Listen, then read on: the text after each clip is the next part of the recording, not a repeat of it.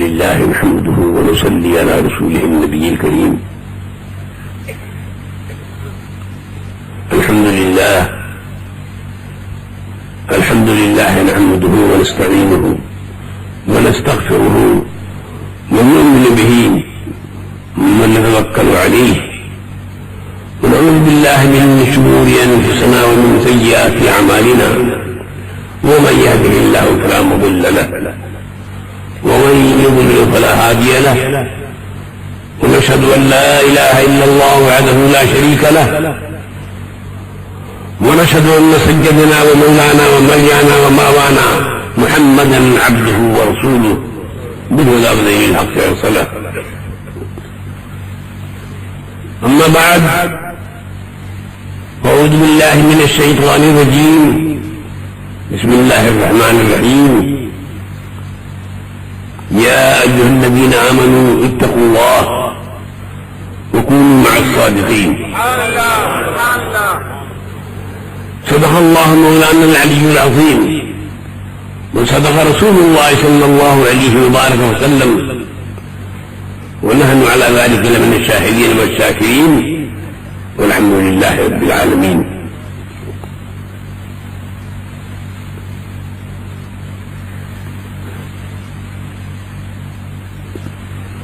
حضرت محترم شیخ رفاعی پیر طریقت اسٹیج پر تشریف فرما ہونے والے معزز علماء کرام، برادران اسلام، عزیزان اہل سنت، السلام علیکم ورحمۃ اللہ وبرکاتہ. سب سے پہلے ہم اور آپ دونوں مل کر اپنے اور سارے جہان کے آقا، مدینے کے تاجدار، مکے کی سرکار، دونوں جہان کے مالک و مختار احمد مجتبی محمد مصطفیٰ صلی اللہ علیہ وسلم کی بارگاہ رحمت پناہ میں درود و سلام کا نذرانہ محبت پیش کریں. اللہم صلی علی سیدنا و مولانا محمد مبارک وسلم صلو علیہ صلاۃ دائمۃ بدوام الملک الحی القیوم. دو شیر کا ایک قطم لاگا فرمایا تاکہ لفظ میں وہ ایک تمنا بھی ہے، ایک آرزو کا اظہار بھی ہے، اور دل مبتلا کی پکار بھی ہے.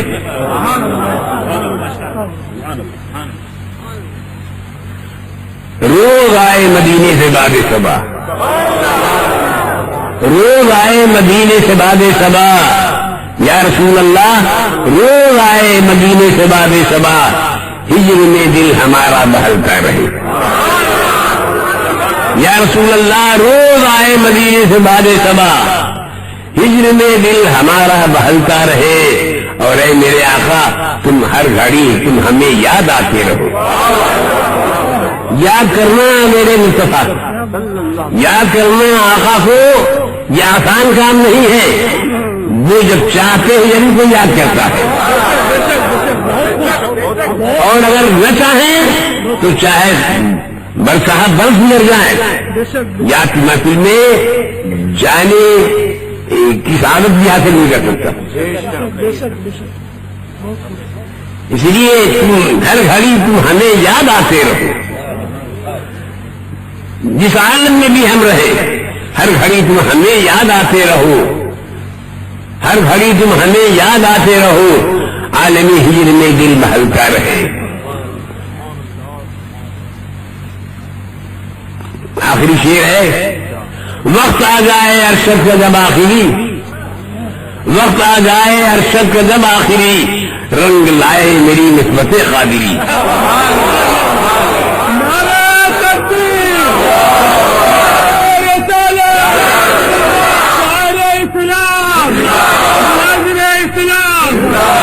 وقت آ جائے ارشد کا جب آخری، رنگ لائے میری نسبت قادری.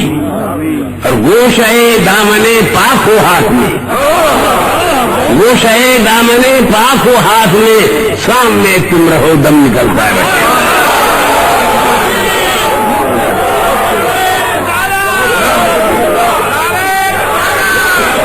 وقت آ جائے ارشد پہ جب آخری، رنگ لائے میری نسبت قادری، اور گوش ہے دامن پاک ہو ہاتھ میں، تم رہو سامنے دم نکلتا رہے۔ اللهم صل على سيدنا ومولانا محمد وبارك وسلم صلوا عليه صلاة دائمة بدوام الملك الحي القيوم۔ میرے پیارے بھائیوں، 1 بج رہا ہے،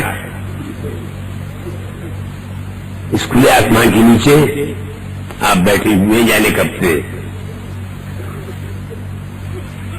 اتنا وقت نہیں ہے کہ میں کوئی مبسوط تقریر ہو، آپ کی صحت کا، آپ کے وقت کا، آپ کی محنتوں کا اور آپ کی زندگی کے قیمتی لمحوں کا بھی ہمیں پاس ہے۔ اس لیے میں بہت تھوڑے وقت میں اپنی بات آپ تک پہنچاؤں گا۔ مجھے امید ہے کہ آپ پوری توجہ سے آپ میری تقریر سماعت فرمائیں گے۔ یہ پتا ہے آپ کو، یہ جو ہماری گھڑی میں جو 1 بج رہا ہے، یہ سوئی 1 پر کیسے پہنچی ہے؟ اس سوئی کو کتنے مراحل سے گزرنا پڑا ہے، آسانی سے 1 پر نہیں پہنچ گئی، پہلے وہ 11 پہ پہنچی، چلتے چلتے پہلے وہ 11 پر پہنچی تھی، سمجھ گئے؟ 11 آپ سمجھ گئے؟ چلتے چلتے وہ 11 پہ پہلے پہنچی، اور بغداد کے دروازے پر جب پہنچ گئی اور سلورا کی چوکھٹ میں جب حاضر ہو گئی تو وہیں سے 12 کا دروازہ کھلا۔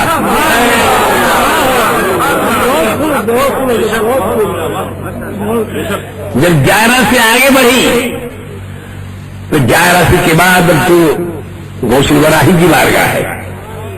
جب غوث الورا کی بارگاہ میں پہنچی تو 12 بج گئی، اور جب 12 میں پہنچ گئی، بغداد ہوتے ہوئے، مدینہ ہوتے ہوئے، تو پھر 1 کی بارگاہ میں حاضر کی۔ 1 کا مطلب سمجھا آپ نے؟ 11 کو پہلے حاصل پایا اس نے، تب اس کے بعد 12 ملا اس سے۔ 12 سے ہماری مراد بھی کیا ہے آپ سمجھ گئے ہوں گے۔ تب اس کے بعد اسے 1 کے چوکھٹ پر حاضری نصیب ہوئی۔ یہ ہماری گھڑی ہے، اس میں 12 کے بعد 1 بجتا ہے، لیکن جن گھڑیوں میں 24 بجتے ہیں،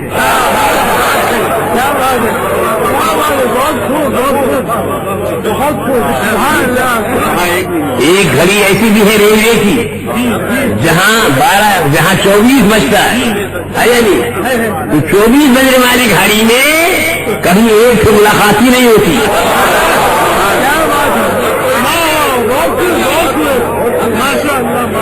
ارے 24 بجنے والی گھڑی میں کبھی 1 سے ملاقات ہی نہیں ہوتی، آج تک نہیں ہوئی۔ 12 کے بعد اگر وہ آگے بڑھی تو 13 ہو گیا۔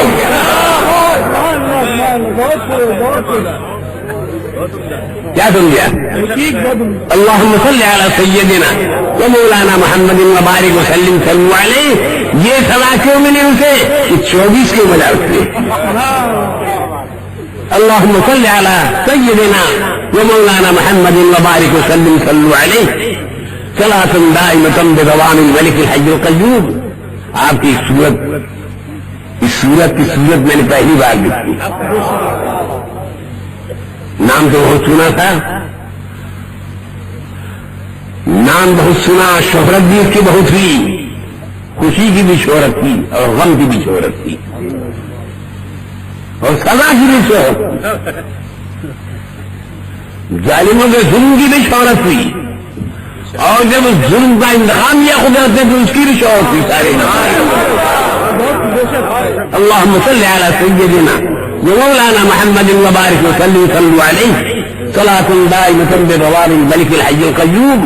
وقت ایسا آ گیا ہے کہ چین سے بیٹھنا مشکل ہے. سنیے, لوگوں نے اتنے جھگڑے ڈال دیے, اتنے اختلافات پیدا کر دیے کہ یہ بدعت ہے, یہ شرک ہے, یہ حرام ہے, یہ ناجائز ہے. ابھی یہ زمانہ آ رہا ہے نا شب برات کا, شب برات کا زمانہ آ رہا ہے نا. ہمارے یہاں سنیوں کے یہاں حلوہ پکے گا, تب کہیے مگر یہ حلوہ اگر شب برات میں پک گیا تو کہتے یہ حرام ہو گیا. ہم نے پوچھا تھا ایک ناظرے نے, تم یہ بتاؤ کہ شب برات کا حلوہ تمہارے یہاں حرام کیوں ہے؟ اللہ کے رسول نے تو فرمائے, اللہ کے رسول کے بارے میں بخاری شریف میں صحیح حدیث ہے, کان رسول اللہ صلی اللہ علیہ وسلم یحب الحلوہ, حضور حلوہ پسند فرماتے تھے. یہ بخاری شریف کی حدیث ہے. تو جس کو میرے آقا پسند فرمائے تم اس کو حرام کہتے, تو تم بتاؤ تم اسے حرام کیوں کہتے ہو؟ کہا وہ حرام اس لیے ہم کہتے ہیں کہ آپ نے اسے خاص کر دیا ہے. آپ لوگوں نے اسے 15 شعبان کے ساتھ کیا کر دیا ہے؟ ارے بولو نا میرے بھائی, آپ لوگوں نے اسے کیا کر دیا ہے؟ خاص کر دیا ہے. ہم نے کہا خاص کرنا اگر گناہ ہے, خاص کرنا اگر حرام ہے تو خاص تو آپ نے نہیں کیا, تو چہرے کا رنگ ہو گیا. ہم نے کہا تو آپ نے بھی خاص کیا ہے. کہا ہے ہم نے خاص کیا ہے؟ کہا ہاں آپ نے بھی خاص کیا ہے. میں دلیل کے ساتھ بولوں گا, ثابت کروں گا کہ آپ نے بھی خاص کیا ہے. تو فرمائیے, ہم نے کہا ہم نے پکانے کے لیے خاص کیا ہے اور آپ نے نہیں پکانے کے لیے خاص کیا ہے. اب 13 کو پکائیں گے, 14 کو پکائیں گے, 16 کو پکائیں گے, 17 کو پکائیں گے, مگر 15 کو نہیں پکائیں گے آپ. تو آپ نے خاص کیا کہ نہیں کیا؟ ہم نے پکانے کے لیے خاص کیا ہے اور آپ نے, ارے بولو نا ذرا زور سے, آپ نے نہیں پکانے کے لیے خاص کیا ہے. تو خاص کرنا اگر جرم ہے تو اس جرم کے مرتکب آپ بھی, مگر اس خاص کرنے میں آپ کو کیا فائدہ پہنچا؟ ہم نے اگر خاص کیا تو ہمارا منہ میٹھا ہوا,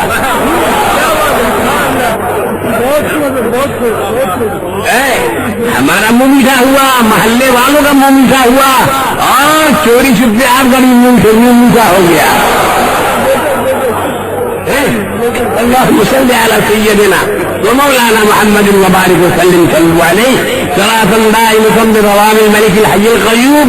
میں نے خاص کیا تو یہ ہمارا تحفہ قرآن عظیم کی آیتوں کے ذریعے, قرآن کریم کی آیات کے سہارے اس دنیا سے لے کر اس دنیا تک بھی پہنچ گیا.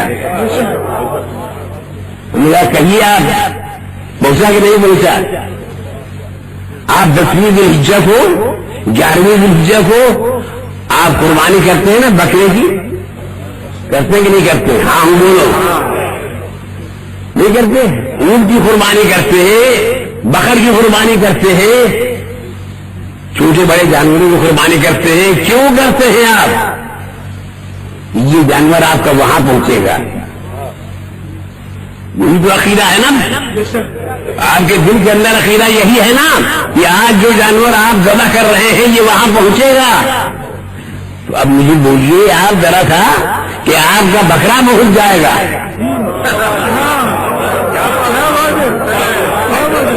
آپ کی بکری پہنچ جائے گی, آپ کا بکر پہنچ جائے گا, آپ کا اونٹ پہنچ جائے گا, اسی طرح کا برا نہیں پہنچے گا.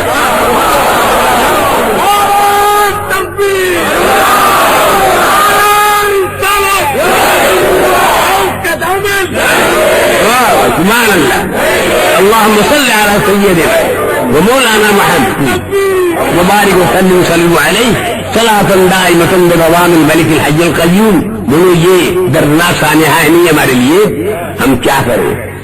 زندوں پر بھی، زندوں کی بھی فکر ہے اور مردوں کو بھی فکر ہے۔ امام احمد رضا نے زندوں کا بھی حق محفوظ کیا ہے اور مردوں کے حق کے لیے بھی لڑائی لڑی ہے۔ مردوں کے حق پر حملہ کس نے کیا؟ تم نے کیا ہے۔ زندوں سے لڑو تو پیٹ کا جواب پتھر سے مل جائے گا، مگر مردوں کا جو حق تم مار رہے ہو بولو، کوئی مردہ قبرستان سے لڑنے نہیں آئے گا۔ یہ تو صرف امام احمد رضا بریلوی ہے جو مردوں کے سے لڑ رہا ہے تم سے۔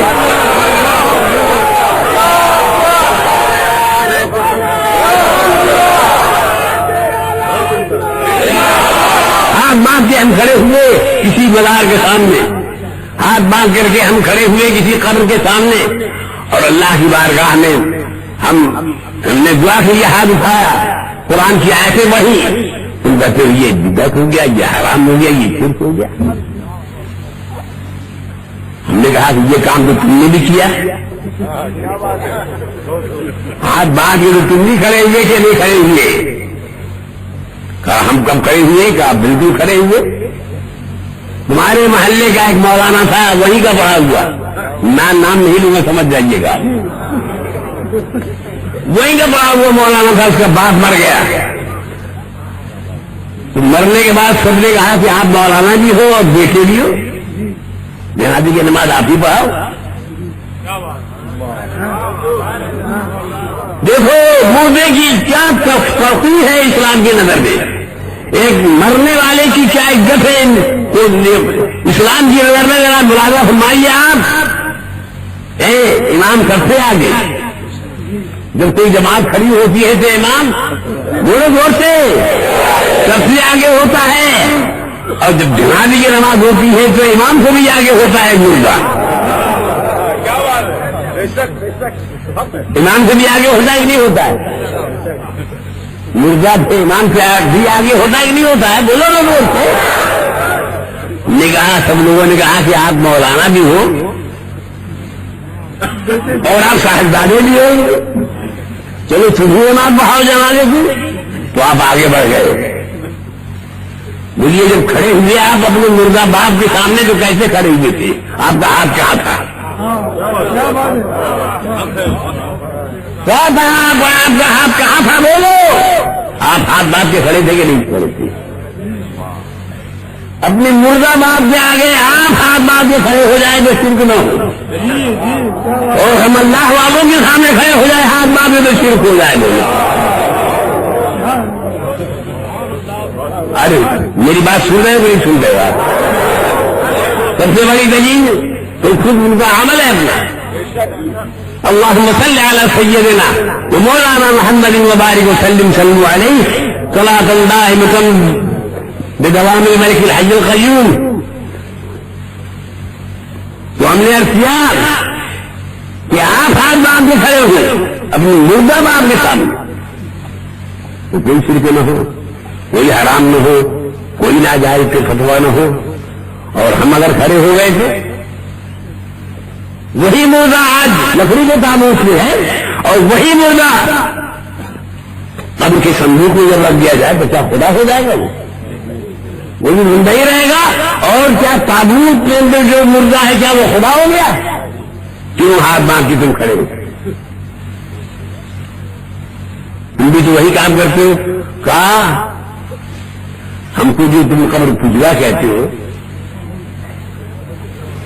تو تم بھی تو پوج رہے ہو نا ہاتھ باندھ کے، اپنے باپ کو پوج رہے کہ نہیں پوج رہے؟ آپ لوگ جو پکارتے ہیں نا، آپ لوگ یا لگا کے پکارتے ہیں، ہم نے کہا کہ پکارتے تو آپ بھی،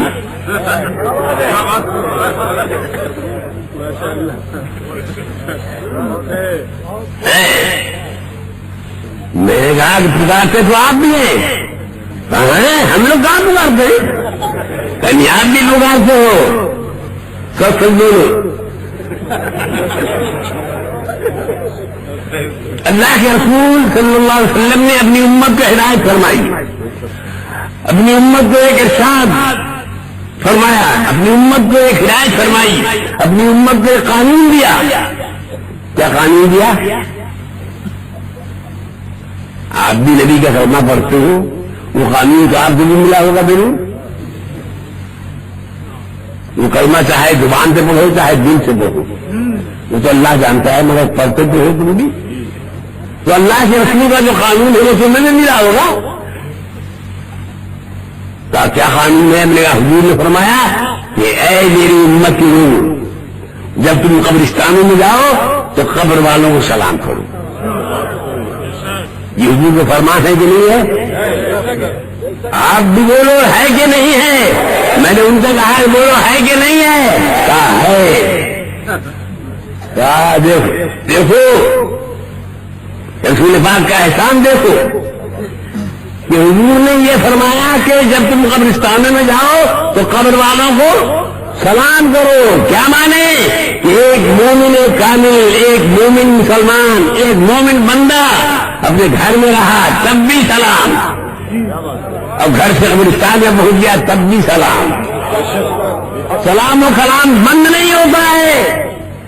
جسم مرتا ہے روح نہیں مرتی، روح زندہ رہتی ہے یا نہیں ہے؟ ہمیں حضور نے ارشاد فرمایا کہ جب قبرستانوں میں جاؤ تو قبر والوں کو سلام کرو. اور دیکھو کیا اہمیت ہے سلام کی، کیا حق ہے نبی کی نظر میں مردوں کا. ذرا اندازہ لگاؤ، حضور نے صرف اتنا ہی نہیں فرمایا بلکہ سلام کے الفاظ بھی ڈھال کر دے دیے. حضور نے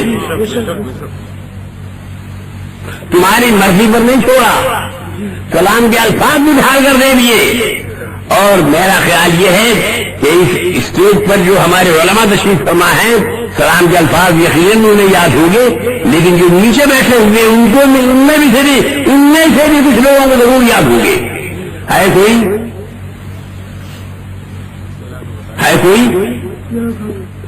قبرستان میں جب مردوں کو سلام کرنے کا جو حکم ہے جب آج تمہارا امتحان ہو گیا نا تم کتنے قابل ہو. اب اندازہ لگاؤ، مرو گے آپ بھی. جب آپ کے بیٹے کو سلام کے الفاظ نہیں یاد ہوں گے تو کیسے وہ سلام کرے گا؟ آپ بتاؤ، آپ میں سے کوئی بتاؤ. دور سے بول. ماشاء اللہ. السلام علیکم یا اہل القبور. یا لگا ہوا ہے، یہ بڑی جھگڑے والا حرف ہے. ارے بولو، یا جھگڑے والا ہے کہ نہیں ہے؟ زور سے بولو. یا جھگڑے والا حرف ہے کہ نہیں ہے؟ پورے ہندوستان میں یا پر لڑائی ہو رہی ہے. تم نے یا نبی سلام علیک کیوں کہا؟ یا لگا کے تم نے نبی کو سلام کیوں کیا؟ کیا نبی کو تم دیکھ رہے ہو؟ کیا نبی تمہارے سامنے ہے؟ یہ بات ہوتی کہ نہیں ہوتی ہے؟ زور سے بولو نا. جہاں یا نبی سلام علیک کہا اور لاٹھی نکلی، جھگڑا شروع ہو گیا. وہ تو نہیں کھڑے ہوئے لیکن جھگڑا کھا کر دیا.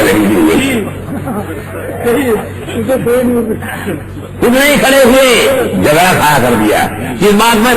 یا پر. حضور نے پہلے ہی یا لگا دیا مردوں کے سلام میں. کیوں لگایا؟ حضور کو اپنے علم غیب کے ذریعے معلوم تھا کہ آخر زمانے میں یا پہ جھگڑا ہوگا. آخر زمانے میں یا پہ جھگڑا ہوگا، لہٰذا پہلے ہی سے مردوں کے سلام میں یا لگا دو. جو میرا ماننے والا ہوگا وہ میری یا کو نہیں مانے گا.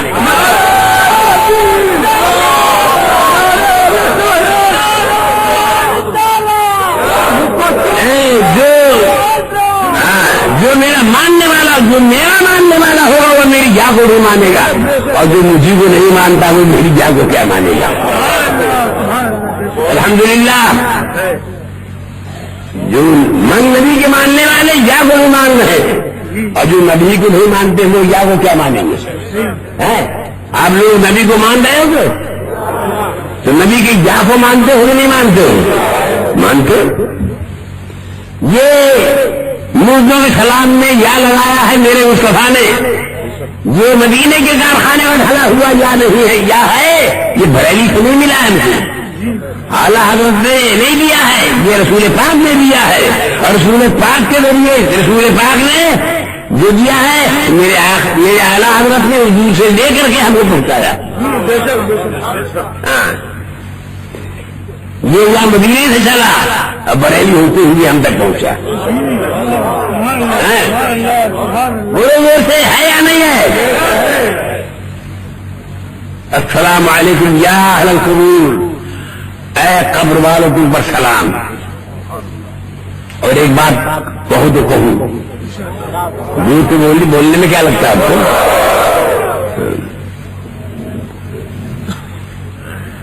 جس سلام آپ کر رہے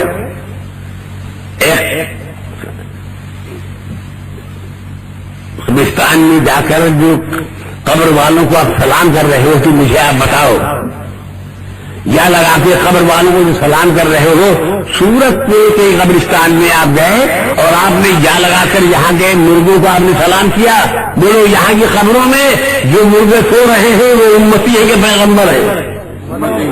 زور سے بولو، زور سے بولو، زور سے، امتی ہے؟ وہ یہ دور مرنے کی بات ہے یا نہیں ہے؟ امتی کو بغیر دیکھے ہوئے تم نے یا لگا کے سلام کیا؟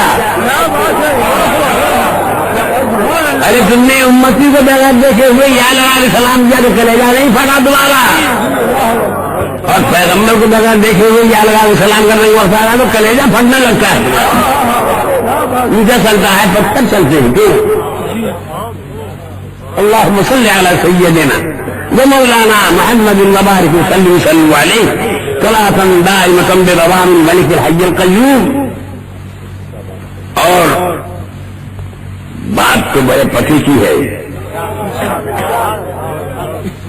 کہ جو آپ سلام کر رہے ہو، مجھے بتاؤ کہ آپ کو مردہ نظر آتا ہے؟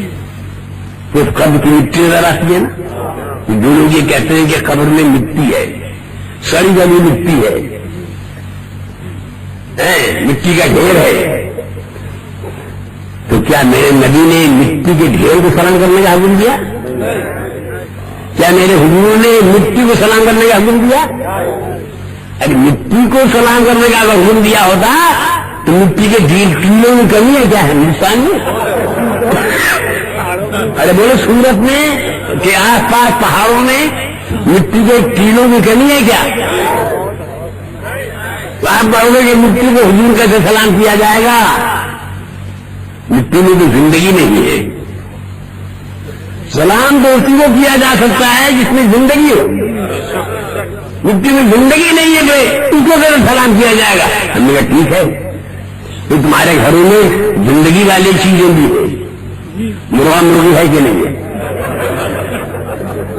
بکرا بکری ہے کہ نہیں ہے؟ تمہارے گھروں میں بکرے بھی ہیں، بکرا بھی ہے، بکری بھی ہے، مرغا بھی ہے، مرغی بھی ہے، وہ زندہ ہے کہ نہیں ہے؟ کیا کوئی حدیث دکھا سکتے ہو کہ جب صبح کو تم ڈربا کھولو اور مرغا نکلے مرغی نکلے گا السلام علیکم،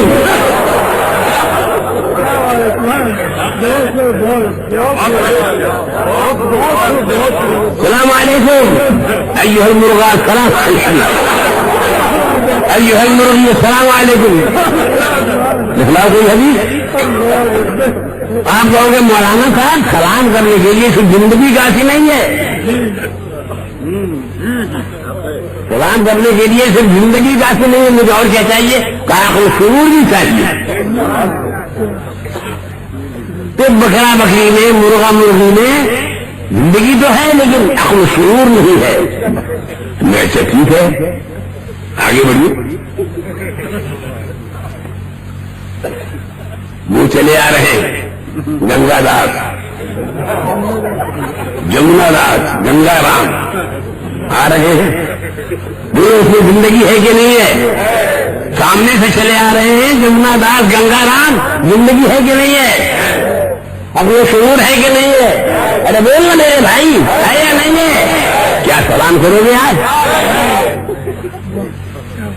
آپ نے کیا کہا حضور سلام کرنے کے لیے صرف زندگی کافی نہیں ہے، صرف عقل و شعور کافی نہیں ہے، مجھے اور کیا چاہیے؟ دین و ایمان بھی چاہیے۔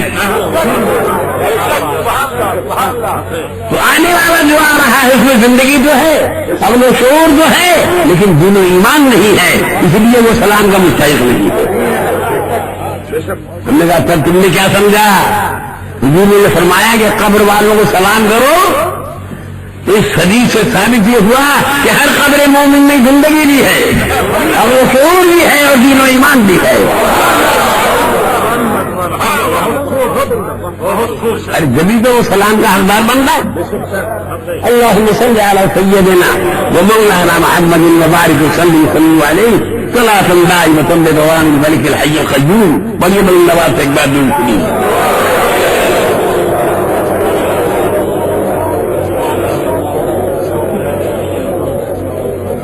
پھر ایک بات اور میں آگے بڑھ رہا ہوں, ایک اور آگے میں بڑھ رہا ہوں. حضور نے میرے آقا نے صرف اتنا ہی نہیں فرمایا کہ قبر والوں کو تم سلام کرو, بلکہ حضور نے یہ فرمایا کہ جب قبر والوں کو تم سلام کرتے ہو تو قبر والا تمہارے سلام کا دیکھ لو جواب بھی دیتا ہے. جب تم قبر والوں کو سلام کرتے ہو تو قبر والے تمہارے سلام کا جواب بھی دیتا ہے. بڑے بڑے بخارات یہاں بیٹھے ہوئے ہیں, ہوٹل میں جب بیٹھتے ہیں تو دیکھو لنٹوانی ان کی. اب میں ایک سوال پوچھتا ہوں, بتاؤ کوئی کسی کے سلام کو جواب کب دیتا ہے؟ بولو شرماؤ نہیں. جب سنتا ہے, ماشاءاللہ بڑی پیاری بات ہے, جب سنتا ہے تو جواب دیتا ہے. میں اگر آہستہ سے آپ سے کہوں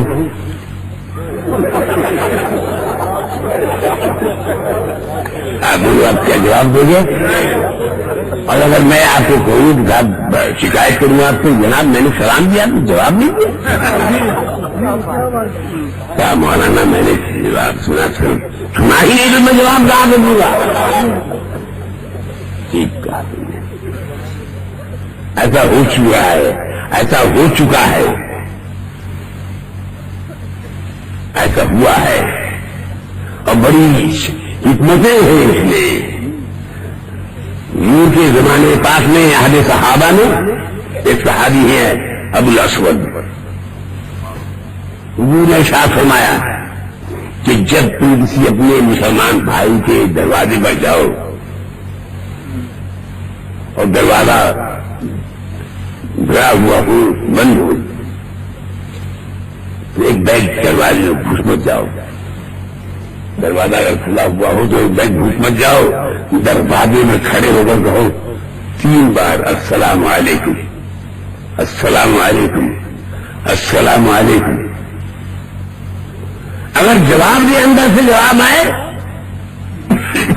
تو خیر کیجیے, اور اگر جواب نہیں ملا اندر سے تو 3 بار سلام کرنے کے بعد واپس لوٹ آؤ. اس کے معنی یہ ہے کہ گھر والا موجود نہیں ہے, یا موجود تو ہے مگر ابھی تم سے ملنا نہیں چاہتا, کوئی کام ہے اس کو. یہ حضور کی تعلیم ہے. تو ایک صحابی ابو الاسود نام, حضور ایک دن ان کے دروازے پر تشریف لے گئے. حضور نے دور سے فرمایا, کہا حضور نے دوسری بار فرمایا السلام علیکم.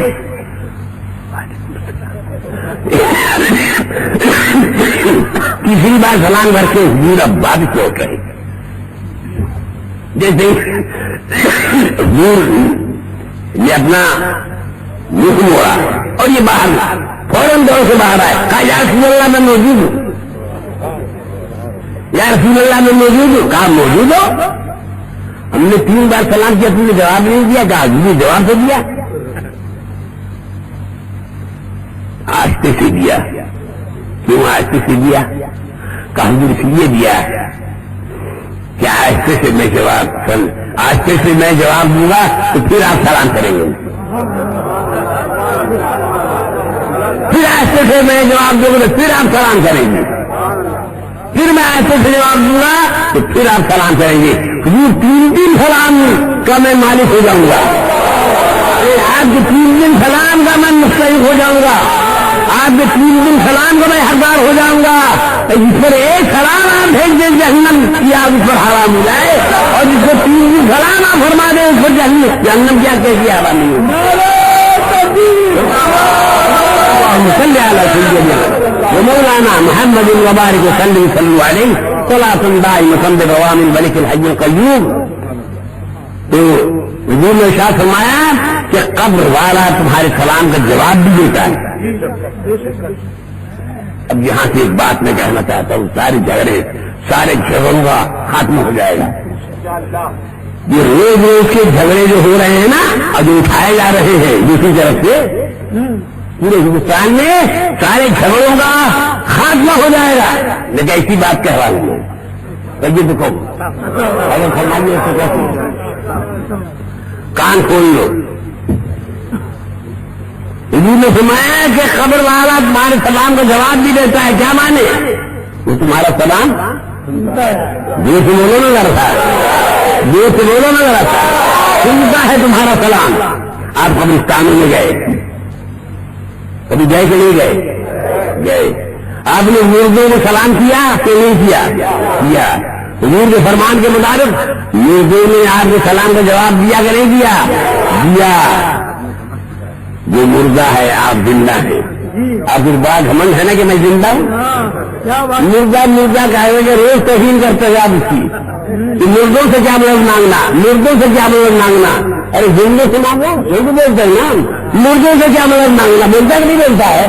ابے روز گھمنڈ اور اسی زندہ رہنے کے نفرت میں مردوں کا مذاق اڑاتا ہے کہ مردوں سے کیا مدد مانگنا، مردہ نہیں بولتا ہے۔ آج تمہارا نشانہ اتار دوں گا، آج تمہارے نخوت کا پہاڑ چور ہو جائے گا۔ بتاؤ، تم نے سلام کیا، مردوں نے تمہارے سلام کو جواب دیا، بولو تو تم جو زندہ ہو وہ مردہ ہے، اس نے تمہارا سلام سنا، جبھی تو جواب دیا۔ ایمان سے بولو، کیا تم نے کبھی اس کا جواب بھی سنا ہے؟ جو سے بولو، کیا کبھی اس کا جواب تم نے سنا؟ نہیں سنا؟ بولو، یہ دور مرنے کی بات ہے کہ نہیں ہے کہ مردہ ہو کر اس نے تمہارا سلام سن لیا اور زندہ ہو کر تم اس کا جواب نہیں سن سکے؟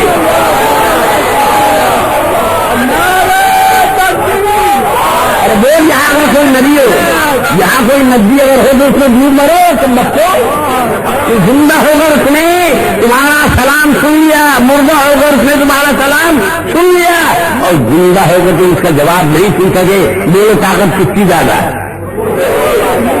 بولو زور سے، طاقت کس کی زیادہ؟ مردے کی۔ اور کم ہے، طاقت کس کی کم؟ زندے کی۔ تو جب طاقت زندے کی کم ہے اب مردے کی طاقت زیادہ ہے تو مرد آدمی کس سے مانگتا ہے؟ زیادہ طاقت والے سے یا کم طاقت والے سے؟ ارے بولو، ارے ہر کم طاقت والا زیادہ طاقت والے سے مدد مانگتا ہے۔ ایک بچہ پہلوان سے مدد مانگے گا، ایک بچہ جوان سے مدد مانگے گا، مگر جوان بچے سے مدد نہیں مانگے گا۔ جب یہ طے ہو گیا کہ مردے کی طاقت زیادہ ہے زندے سے اور زندے کی طاقت کم ہے مردوں سے، اگر کوئی سنی مسلمان اجمیر کے خواجہ سے مدد مانگ رہا ہے، سورج کے دانا سے مدد مانگ رہا ہے، بغداد کے غوث سے مدد مانگ رہا ہے تو کیا غلط کر رہا ہے؟ حدیث بھی اسی طرح زیادہ اشارہ کرتی ہے، اللہم صلی علی سیدنا و مولانا محمد وبارک وسلم صلو علیہ۔ اور تم کیوں نہیں مدد مانگتے؟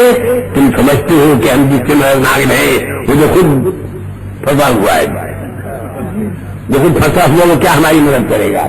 ہمارا یقین یہ ہے کہ جن سے ہم مدد مانگتے ہیں وہ اللہ کے رحمت و کرم کے گوانے میں ان کی اپنی بھی آخرت سنور گئی ہے، اور جس کو چاہتے ہیں اپنے چاہنے والوں میں سے ان کو بھی سنوار دیتے ہیں۔ اللہم صلی علی سیدنا و مولانا محمد وبارک وسلم صلو علیہ صلاۃ دائمۃ بدوام الملک الحی القیوم۔ ایک کتاب ہے اشرف المواعظ، ثانی صاحب کی ہے، انہی کی کتاب ہے، اور میں تو زیادہ تر استعمال ہتھیار وہی میں کرتا ہوں، انہی کا استعمال کرتا ہوں ہتھیار، سمجھے کہ نہیں؟ اور اس کی کاٹ اتنی خطرناک ہوتی ہے، ان کے گھر کی جو ہتھیار ہے نا یہ انہی کی تلوار انہی کی گردن، انہی کی تلوار انہی کی گردن، کوئی شکوا بھی نہیں ہے۔ فقیر ہے گردن سے آدھی بھی جلوات سے کر دیا، ہمارا کیا ہے؟ اللہم صلی علی سیدنا وسلم محمد وبارک وسلم صلو علیہ صلاۃ دائمۃ بدوام الملک الحی القیوم۔ تھانوی صاحب نے اس میں لکھا ہے ایک گاؤں میں ایک پیر صاحب رہتے تھے، پیر صاحب رہتے تھے، بڑے پہنچے ہوئے درویش، خدا رسیدہ بزرگ تھے، ہزاروں مرید تھے ان کے پورے علاقے میں۔ ایک دن انہوں نے اسی گاؤں میں ایک کفن چور بھی رہتا تھا۔ آج کل تو بڑے بڑی میلیں ہیں کپڑا بننے والی، پہلے زمانے میں کپڑا بننے والی کوئی میل نہیں تھی، گھر میں کچھ لوگ کپڑا بنتے تھے تو کپڑا نایاب تھا، بالکل بڑی مشکل سے کوئی کپڑا ملتا تھا۔ تو ایک گروہ پیدا ہو گیا تھا کفن چوروں کا، کفن چورا کر کے اور وہ بیچتے تھے اسے، ان کی روزی روٹی ہوتی تھی۔ تو ایک کفن چور تھا اس گاؤں میں، ذرا غور سے سنیے گا میری بات، میری نہیں ان کی ہے، میں تو صرف ناقل ہوں۔ تو لکھتے ہیں وہ کہ ایک دن انہوں نے اس کفن چور کو بلوایا جو اس گاؤں میں رہتا تھا، سب جانتے تھے کہ کفن چور ہے، بڑا مشہور معروف تھا، کوئی جانے نہ جانے مگر یہ تو جانتے ہو لوگوں میں بھی مشہوری ہے کہ چور چور خلیرا بھائی، کوئی جانے نہ جانے آپ تو جانتے۔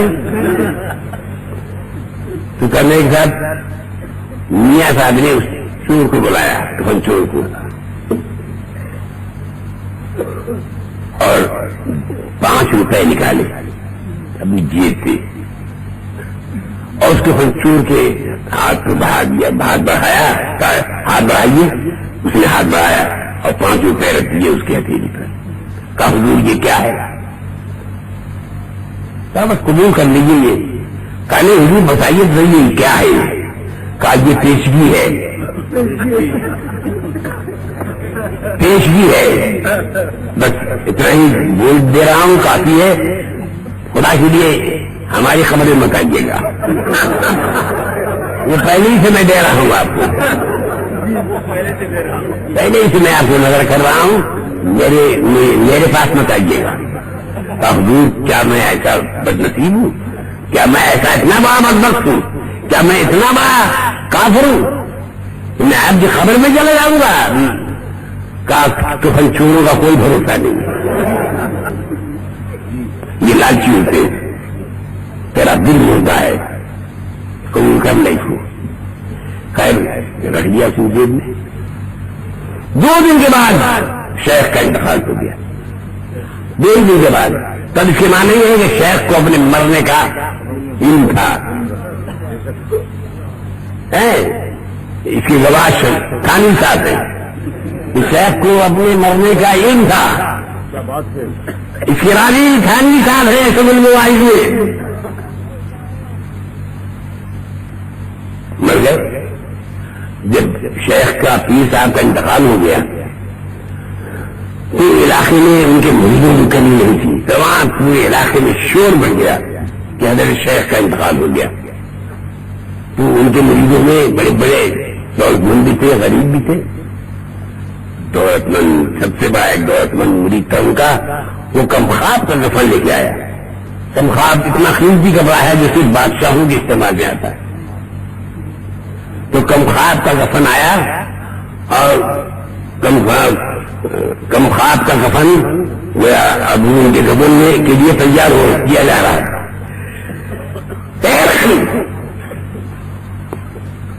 اسی درمیان میں وہ کفن چور اس راستے سے گزرا، دیکھا کم خواب ہے، کہا اتنا قیمتی کباب بادشاہوں کا کباب جس سے بنتا، یہ کیا ہے کم خواب؟ کہاں بچہ ہے؟ کہا یہ میاں کا کفن تیار ہو رہا ہے۔ کہا میاں کا کفن کم خواب کا تیار ہو رہا ہے؟ کلیجہ اس کا پھٹ گیا. اپنے گھر گیا اور پھام سے چاہتا ہے تو گر گیا. اس کی بیوی آئی ہوئی کیا بات ہے, کیا ہو گیا تمہیں, کیا ہو گیا؟ حکیم کو بلائیں. حکیم کو کہا نہیں, حکیموں کے بات علاج نہیں ہے اس کا. کیا ہوا یہ تو بتاؤ. کہا کیا بتائیں بیگم. بڑا غضب ہو گیا. کہا سنو صحیح کیا ہوا. کہا اس دن تمہیں 5 روپے میں نے لا کے دیے تھے نا پرسوں. بڑے میاں نے 5 روپے دے کر کے اور وعدہ کرا لیا ہم سے کہ ہم ان کی خبر میں نہیں جائیں گے. آج جو میں آ رہا تھا دیکھا کمخار کا وفن ان رسول کے لیے تیار ہو رہا ہے. کمخار کا کفن تیار ہو رہا ہے. تو میرا تو کلیجہ پھٹ گیا. اگر میں نے وعدہ میں کیا ہوتا تو یہ کمخار کا کفن یہ تو پوری زندگی کے لیے گا. اب بولو یہ گھاٹا ہوا کہ نہیں ہوا ہمارا. مگر یہ وعدہ کر لیا تھا تو ماں اس کی جو بیوی تھی وہ 2 ہاتھ اس سے بھی آگے جائے. اس میں گھبرانے کی کیا بات ہے, اس میں بے ہوش ہونے کی کیا بات ہے, اس میں اتنے مایوس ہونے کی کیا بات ہے. ارے تم نے زندگی میں تم نے وعدہ کیا تھا, اب وہ تو شاید تو مر گیا.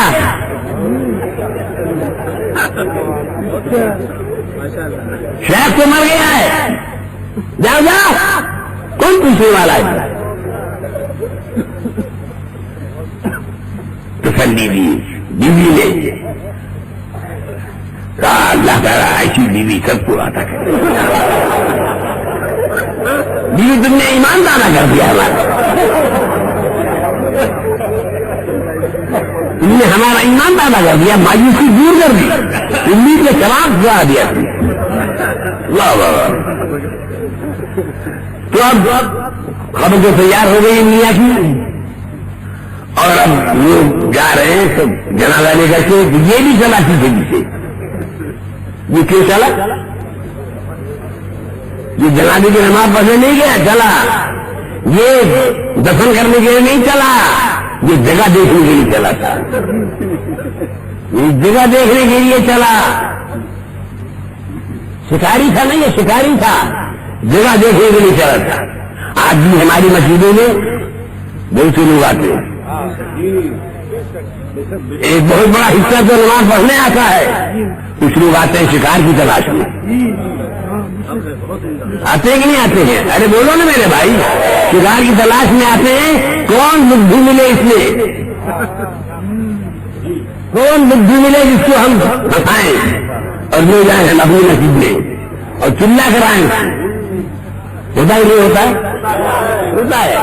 بتایا لے گیا. ابھی پھنس رہے ہیں لوگ, کلمہ اور نماز کے نام پہ لوگ پھنس رہے ہیں. شکار ہمیشہ سے ہوا ہے, ہمیشہ سے شکار ہوا ہے. مچھلی کا شکار بھی آپ کرتے,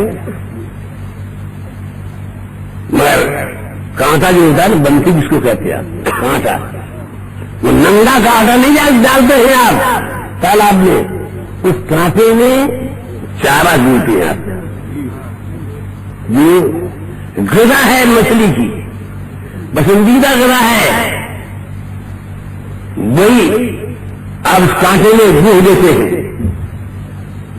تو مچھلی دھوکہ کھا جاتی ہے, وہ سمجھتی ہے یہ میری پسندیدہ غذا ہے. کیونکہ اللہ کے نیک بندے نے ہماری دعوت کی ہے. آئی ہو اور اس کے بعد فوراً نکل گئی. جیسے نکلی اور شکاری تو بیٹھا ہی ہوا ہے, کھینچ دیا, مچھلی پھنس گئی. روز ہو رہا ہے نہیں شکار, مچھلی کا روز شکار ہو رہا ہے کہ نہیں ہو رہا, بول رہا ہوں زور سے. ارے اسی طرح سے روز شکار ہو رہا ہے کہ نہیں ہو رہا ہے. مگر کیوں شکار ہو رہا ہے؟ روزانہ مچھلی کیوں پھنس رہی ہے؟ اس لیے پھنس رہی ہے کہ مچھلیوں میں کوئی امام احمد اللہ نہیں پیدا ہوا. روز مچھلی کیوں پھنستی ہے کہ مچھلیوں میں کوئی امام احمد اللہ نہیں پیدا ہوا. اگر کوئی امام احمد اللہ پیدا ہو گیا ہوتا تو وہ کیا کرے, خبردار خبردار, ادھر جانا نہیں, منہ مت لگانا, نکلنا نہیں, یہ دھوکہ ہے, دھوکہ ہے, فریب ہے. ہے نہیں، اسی لیے مچھلی آج تک پھنس رہی ہے۔ یہ امام رحمۃ اللہ کا احسان ہے کہ ان شکاریوں کو یہ بچانے کے لیے امت مسلمہ کو، رسول پاک کی سالانہ امت کو بچانے کے لیے امام رحمۃ اللہ نے ہزاروں صفحات پر اپنے قلم چلائے اور ایسی روشنی دکھائی ہمیں کہ اب ہم بالکل چوکنے ہو گئے، ہم ہوشیار ہو گئے، ہم دونوں نے ہوشیار کر دیا، خبردار کلمہ اور نماز کو دھوکے مت آنا۔ یہ تو صرف ان کو شکار کرنے کے لیے ہے، ان کو معلوم ہے کہ مسلمان پھنسے گا، سنی پھنسے گا تو کلمہ اور نماز کے نام پر پھنسے گا، لہٰذا چارہ ڈال، کلمہ اور نماز پہ چارہ ڈالو اور پھنساؤ ان کو۔ میرے عزیز دوستو، آج تبلیغ جماعت کا مزاج بدل رہا ہے تیزی سے، اب وہ DGP کا جو راستہ ہے وہ اختیار کر رہی، طاقت کے بل پر اپنا اجتماع کر کے مسجدوں میں اور ہماری مسجدوں پہ قبضہ کر رہی۔ بہت ساری مسجدیں ہمارے ہاتھ سے چھین لیا، رانچی میں، بہار میں، UP میں بہت ساری مسجدیں طاقت کے بل پر، اجتماع کے نام پر، دھرم کے نام پر، مذہب کے نام پر، کلمہ اور نماز کے نام پر مسلمانوں کو جمع کیا انہوں نے۔ 1000 1500 2000 جب ہو گئے اجتماع میں تو امام کا ہاتھ پکڑ کے باہر نکال دیا، مؤذن کے گردن میں ہاتھ ڈال کے باہر نکال دیا۔ ایسا ہوا ہے رانچی میں، ایسا ہوا ہے جالچری میں، ایسا ہوا ہے بہار میں، ایسا ہوا ہے اتر پردیش میں، بہت سے سینکڑوں واقعات ایسے ہو گئے۔ اب آپ ہوشیار ہو گئے، جو رول DGP کا تھا کہ دھرم کے نام پر انہوں نے کافی لوگوں کو جمع کیا اور جب جمع ہو گئے تو ہماری مسجد پر قبضہ کر دیا، ہماری مسجد کو شہید کر دیا۔ یہ مسلمانوں میں یہ DGP کا رول ادا کرنے والی تبلیغی جماعت ہے۔ آپ ہوشیار رکھیے گا، یہ ہوشیار رکھیے گا۔ ہم اپنی مسجدوں میں کیوں نہیں جانے دیتے کہ آتے آتے آتے آتے اپنا گروپ بنا لیتے ہیں، اپنا ایک گروپ بنا لیتے ہیں اور اس کے بعد پھر وہ کہتے ہیں کہ میں تو اتنے دن کا نمازی ہوں، یہاں پر آ رہا ہوں، یہاں ہم اجتماع بھی کریں گے۔ اور اجتماع کرتے کرتے جب 1000 1500 2000 آدمی جمع ہو گئے تو طاقت کے بل پر قبضہ کر لیتے ہیں مسجدوں میں۔ اس لیے بڑے خطرناک دور سے ہم گزر رہے ہیں۔ اللهم صل على سيدنا ومولانا محمد وبارك وسلم صلوا عليه صلاة دائمة بدوام الملك الحي القيوم۔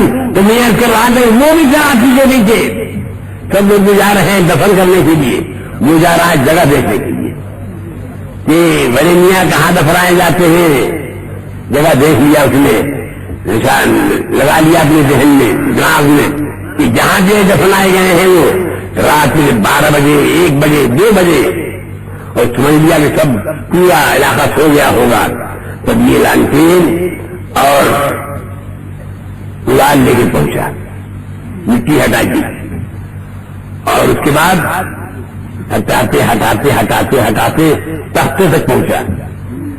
یہ حامی صاحب کا بیان ہے، ایسا لگتا ہے کہ وہ بھی موجود تھی، ہٹا دیا، تختے تک پہنچا اور تختہ جیسے ہی تختہ صاف ہوا تو تختہ اٹھایا اور اٹھا کر جیسے ہی کفن کا بند کھولنا چاہتا تھا بڑے میاں اٹھ کے بیٹھ گئے۔ انہوں نے نہیں دکھا کہ بڑے میاں پھر صاحب اٹھ کے بیٹھ گئے اور اس کا ہاتھ پکڑ دیا گیا، صاحب 5 روپیہ بھی دیا تم نے، اب پھر نہیں مانا تو آخر جان آئی گیا۔ کوئی مرزا کسی زندے کا ہاتھ پکڑ لے تو بولو کیا وہ زندہ رہ سکتا ہے؟ اتنے آدمی ہوئے، ہزاروں آدمی ہے کہ نہیں، مرزے کی طاقت کا اندازہ لگائیے آپ کہتے ہیں کہ مرزا ہے مرزا ہے مرزا ہے، اس سے کیا مدد مانگنا، یہی پر میں آپ کو دکھا دوں گا۔ ابھی اگر کوئی آدمی ادھر شور کرتا ہوا ہے تو سورت کے قبرستان کا ایک مرزا کفن پہنے ہوئے چلا آ رہا ہے اس طرف، ایک مرزا کفن پہنے ہوئے آ رہا ہے، بولو یہ مجمع یہاں رہے گا؟ ایک مردے کی دھمک کیسی ہے، کتنی طاقت ہے اس کے اندر، یہ ایک مردہ آ رہا ہے بس ہزاروں زندہ بھاگ جائیں گے۔ تو اکیلے ایک زندہ آدمی کا اگر کوئی مردہ ہاتھ پکڑ لے رات کے اندھیرے میں یہ زندہ رہ سکتا ہے؟ وہیں پر منہ سے چیخ نکلی اور ڈھیر ہو گیا. مگر اللہ والوں کا کرم دیکھو، ان کا احسان دیکھو، ان کا احسان دیکھو اور ان کی شان دیکھو آپ کہ وہ تو مر گیا. رات کو انہوں نے اپنے بیٹے کو خواب دکھایا، کہا بیٹا اس دن 5 روپئے میں نے دے دیا تھا اس کو، تم میری قبر مت آنا. مگر ایسی لالچ تھی اس کے اندر کہ نہیں مانا، آخر وہ آ ہی گیا. آ کر کے میرا کفن وہ چھیننا چاہتا تھا، چھیننا چاہتا تھا تو میں نے اس کا ہاتھ پکڑ لیا. اب میں نے ہاتھ پکڑ لیا ہے اس کا اور وہ مر گیا ہے. مرتے ہی چیخا اور مر گیا. تو چاہے کچھ بھی ہو ہاتھ پکڑنے کی تو لالچ نہیں ہوگی. ہاتھ میں نے پکڑ لیا ہے، ہاتھ پکڑنے کی تو لاج رکھنی ہوگی. اس لیے تم ایسا کرو کہ اس کی قبر میرے قبر کے پہلو میں بناؤ کہ جب میرے قبر پر اللہ کی رحمتوں کی بارش ہوگی 2-4 بوند اس پر بھی پڑ جائے گی، 2-4 بوند اس پر بھی پڑے گی. اللهم صل على سيدنا ومولانا محمد وبارك وسلم صلوا عليه صلاة دائمة بدوام الملك الحي القيوم. آپ سوچئے کہ اللہ والوں کا مزاج ان کے کرم کا بادل کیسے برستا ہے، کہاں برستا ہے. اللهم صل على سيدنا ومولانا محمد وبارك وسلم صلوا عليه صلاة دائمة بدوام الملك الحي القيوم، جس کو آپ موزہ سمجھتے ہیں. حامی صاحب کی اس بات سے، اس واقعے کی ترجمانی سے یہ بات اچھی طرح سے آپ پر واضح ہو جائے گی کہ وہ مردہ نہیں ہے، وہ زندہ ہے. وہ ہاتھ پکڑتا ہے، ہاتھ پکڑ لیتا ہے اور ہاتھ پکڑنے کے بعد نوازتا بھی ہے. سرکار غوث اعظم کو لوگ دستگیر کہتے ہیں نا، ساری دنیا دستگیر کہتی ہے کہ ہاتھ پکڑ گیا ہے نے ہمارا. انشاءاللہ یہ دستگیر ہمارے کام ہے، یہاں بھی اور وہاں بھی. اللهم صل على سيدنا ومولانا محمد وبارك وسلم صلوا عليه صلاة دائمة بدوام الملك الحي القيوم. تو میرے عزیز دوستو، میں آپ سے یہ کہنا چاہتا تھا کہ آج وقت بہت نازک ہے. آپ ہوش میں آئیے، ذمہ داری ان کو سنبھالیے. سب سے بڑا جو خطرہ ہے آج یہ ہے کہ آج علم کی روشنی پھیل رہی ہے. ہمارے دشمنوں نے اس راز کو سمجھ لیا ہے، کہا کہ اگر آج اس ہندوستان میں، اس ملک میں ہم اپنی اکثریت بڑھانا چاہتے ہیں تو اس کا ایک ہی راستہ ہے کہ جیسے ہی ایک بچہ پیدا ہو اور ابھی اس کا ذہن بالکل سادہ ہے، اس کے دماغ کا ورق بالکل سادہ ہے، کوئی تحریر نہیں اس پر، کوئی نقد نہیں اس پر، ابھی بالکل سادہ ورق ہے اس کا، بس اسی پر اپنی چھاپ لگا دو، اپنی چھاپ لگا دو. یعنی اپنے اس مدرسے میں داخل کر کے اور اپنا عقیدہ اس کے دماغ میں اتار دو، وہ زندگی بھر کے لیے تمہارا ہو جائے گا. اور اب یہ تو ہزاروں مدرسے ان کے کھل رہے ہیں باضابطہ ایک پلاننگ کے ساتھ، منصوبہ بندی کے ساتھ کوٹا مقرر ہوتا ہے کہ اس سال میں کتنے مدارس کھولے جائیں گے، فلاں صوبے میں، فلاں صوبے میں، بڑی پابندی کے ساتھ. اور مدرسے کھلے، عمارت بھی بن گئی ان کی، اور اس کے بعد بچوں کا داخلہ بھی شروع ہو گیا اور انہوں نے بچوں پر کے دماغ پر، ان کے سادہ باغ پر بھی چھاپ لگانا شروع کر دیا. اب وہی بڑا ہوا، وہ وہابیت کی چھاپ یہ گھوم رہا ہے. اب ہمارے علماء کا کیا کام ہے؟ ہمارے جو علماء تقریر کرتے پھرتے ہیں تو وہ کیا کر رہے ہیں کہ اس کی چھاپ جو لگی ہوئی تھی اس کو چھڑاتے ہیں، کھرچتے ہیں. جب کھرچتے ہیں تو اگر صاف ہو گیا وہ چھاپ صاف ہو گئی تو پھر اپنی چھاپ لگائیں گے. لیکن اگر چھاپ وہی باقی ہے تو پھر چھاپ لگانے کی جگہ ہی نہیں ہوگا. تو ہمارا کام دوہرا ہو گیا کہ نہیں ہو گیا؟ ایک تو یہ کہ چھاپ کو آپ چھوڑاؤ اور اس کے بعد پھر اپنی چھاپ لگاؤ، یا نہیں ہوگا؟ اور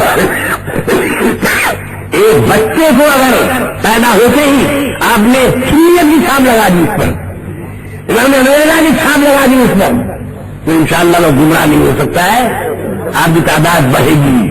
اور اگر آپ نے اسے توجہ نہیں کی تو روزانہ ان کے نئے نئے مدرسے کھل رہے ہیں، اور بچوں کو جو پیدا ہوتے ہیں اور جو سارا وقت یہ گھومتے ہیں ان پر وہ اپنی چھاپ لگاتے چلے جا رہے ہیں، ان کی تعداد بڑھ رہی ہے، آپ کی گھٹ رہی ہے۔ اس لیے میرے دوستو، اس کا حل یہ نہیں ہے کہ خالی آپ تقریر کروائیں، اس کا حل صرف یہ نہیں ہے کہ آپ خالی جلسہ کروائیں۔ جلسہ کرنے والے، تقریر کرنے والے، ان کو ڈبل کام کرنا پڑ رہا ہے۔ کوئی ضروری نہیں ہے کہ چھاپ چھوڑا بھی دیں آپ، لیکن اگر آپ کا بچہ ہے سادہ ورق ہے اس کے ذہن کا، تو آپ اپنی چھاپ لگا سکتے ہیں۔ جبھی آج جو حسینیہ مدرسہ یہاں پر ابھی آپ نے توجہ نہیں کی، ان کے لیے کتنی آسانیاں ہیں۔ سعودی عرب عرب مجھے کی تجاری کھول دیتا ہے ان کے لیے، ان کو اگر اسکول چلانا ہو، کھولنا ہو، کہیں مسجد بنانی ہو تو یہاں کے سعودی سفارتخانے میں دہلی میں جا کے درخواست دے دیں، اور اس کے بعد اس کی انکوائری ہوگی، اور اگر جو انکوائری کرنے والے ہیں وہ اگر لکھ کے دے دیں کہ یہ ہمارا آپ کا ہم عقیدہ ہے، جو وہابی عقیدے کا ہے، یہ بریلوی عقیدے کا نہیں ہے، تو ایک مہینے میں ان کا مدرسہ بھی بن جائے گا اور ان کی مسجد بھی بن جائے گی۔ مگر اب ہم کو تو ہمارے پیچھے تو کوئی سعودی عرب نہیں ہے، ہمارے پیچھے دنیا کی کوئی حکومت بھی نہیں ہے۔ ہمارے پیچھے اگر کوئی حکومت ہے تو مدینے کے سرکار کی حکومت ہے، ہمارے پیچھے وہ اگر حکومت ہے تو سرکار غوث کی حکومت ہے، ہماری مددگار اگر کوئی حکومت ہے تو اجمیر کے خواجہ کی حکومت ہے، اور سرکار دانا کی حکومت۔ انہی بارگاہوں سے ہمارا کام چلتا ہے، اور اس لیے چل رہا ہے کہ اگر ہم حق پر نہیں ہوتے تو جتنے انتظامات ان کے پاس ہیں، جتنا نیک دل ان کا ہتھیار ہوگا ان کے پاس ہے، ہمارے پاس تو کچھ بھی نہیں ہے، مگر آج بھی زندہ ہے، اور جنا تان کے ہم بول رہے ہیں آج سورج کی سرزمین پر۔ اس لیے میرے بھائیوں، اب آپ آنکھ کھولو، ہر سنی مسلمان کو یہ کروں گا کہ یہ مدرسہ حسینیہ کی زمین کے لیے آپ 3 مہینے کے اندر جو زمین وہ خریدنا چاہتے ہیں، جو عمارت وہ خریدنا چاہتے ہیں، آپ اپنا خرچ کم کر کے اور اپنے بچوں کے لیے، اپنے بچوں کے دین و ایمان کے لیے، اپنے بچوں کے مذہب کی عبادت کے لیے آپ وہ زمین خریدوا دیں، اور آپ نے اگر اپنی ضرورتوں کو کچھ کم کیا، وقت بہت اتنا نازک آ گیا ہے کہ اپنے فالتو بے اخراجات ہیں آپ کے، اس میں تخفیف کیجیے، پیسہ بچائیے، اپنے بچوں کے دین و ایمان کے بچاؤ کے لیے، تحفظ کے لیے۔ اگر آپ نے ایسا نہیں کیا تو اس کے اندر اس کا نتیجہ بہت خراب ہوگا۔